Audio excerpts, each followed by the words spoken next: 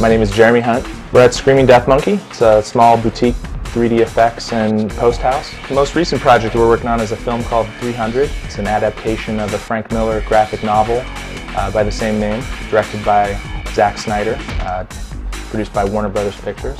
My name is Ray McIntyre. I'm with Pixel Magic. I'm a visual effects supervisor here at the company. We did approximately 105, 110 shots on the movie 300. We were basically responsible for all of battle number 4. In the movie there's basically 4 significant battles, and ours is the 4th and last battle. Because of the kind of the graphical nature of the style that they wanted to achieve, everything was shot on blue screen, and so primarily we had to do a lot of set extensions, a lot of environments. The biggest challenge was the look. One, working with Chris to create the look, and 2, because this is a very stylized look, kind of comic booky, kind of not. Nothing looks real. Since the environment itself doesn't exist in real life in any way, there was no way to go out and shoot it in a location that would justify the background or the environment that it needed to be. So in the battle sequences, ours and the other 3 battles in the movie, that environment had to be created in every shot. We would start off, you know, what you thought the CG would look like realistically in the scene, and it wouldn't work. We would have to actually go back and recreate textures so that in the end, when the crush was applied, it would match the scene and look cool. One of the big shots we had to do was an 827 frame God pullout where it reveals this temple that the main character has been questing towards. And it was a direct lift from the comic book. I mean, it's, you know, the composition, everything. So it was cool to kind of see that come to life. And it was a challenge because we had to do the set extension. It was a very, very long shot. There was a lot of things going on. The characters were interacting with the CG environment. There was some comp challenges as well. But overall, you know, everything was done all straight in 3D using Lightwave as far as the temple and the texturing and getting that look. We have one big scene which is a map painting. It's a down angle showing a big wide area of how massive the one army is against the small 300 Spartans. So we also use it to create soldiers in Lightwave. In Lightwave 9, which we started using in the middle of the production, we started with 8.5 and then we transitioned to 9, we could use a plugin called HD Instance to create a lot of soldiers rather easily. You can clone them over a wide area, and the rendering time is actually great. And if you have to rearrange the soldiers, the plugin allows you to do it pretty easily. So that was a big help for that one particular shot. One of the bigger challenges was the character at a point in the story has to interact with this smoke that almost behaves as a character itself. So the director had some very specific ideas about what the smoke needed to do and needed to look like. For the actual CG elements, we used Lightwave 3D. We used a combination of morphing as well as the cloth simulations, and then layered on top of that actual film smoke elements that actually integrated pretty seamlessly with each other, and we were able to get a very unique look that also gave us a lot of control as far as what the smoke did, where it moved, where it interacted with the character. There was another shot where also near the end of the movie where you see the aftermath of a battle, and you see many soldiers lying on the ground dead.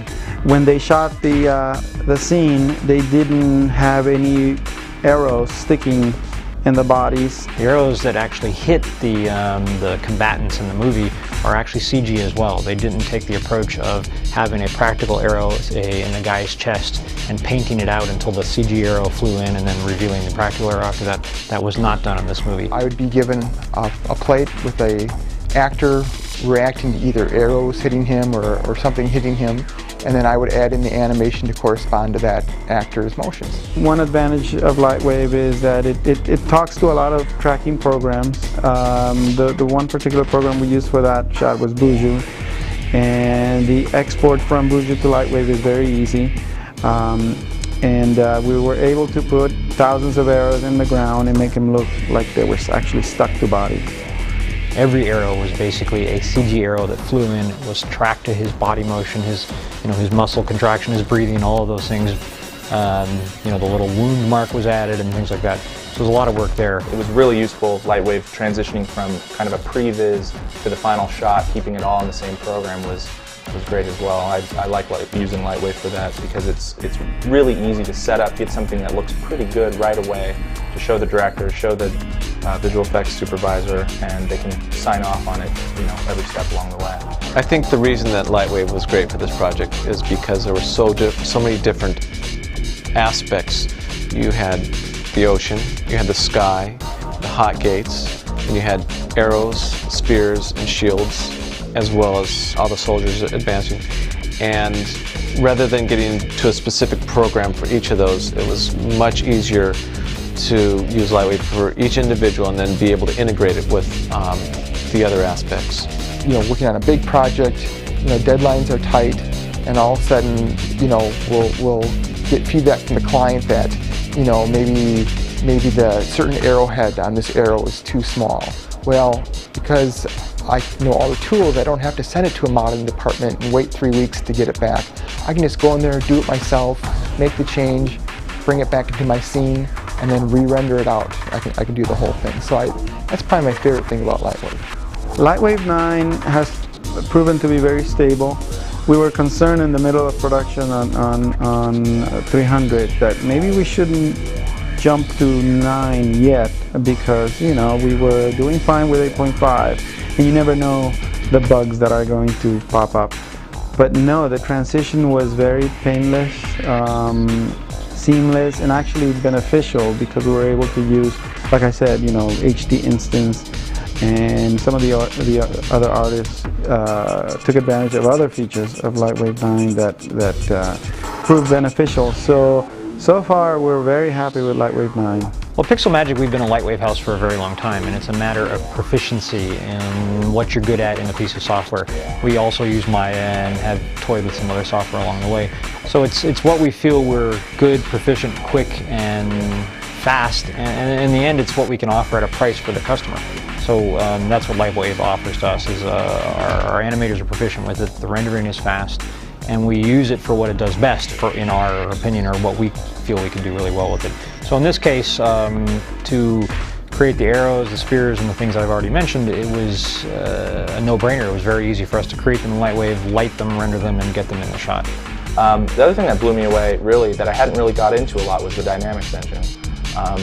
Hadn't really had a lot of opportunity to use it, and to be honest, with Maya, and they're being so well known for their dynamics, it never really occurred to me to kind of step in and see what Lightwave could do. But for this, with the cloth simulations and the wind effectors and the gravity and everything we needed, it worked so well and so cleanly that we never had to go outside of Lightwave to achieve the effects that this film needed.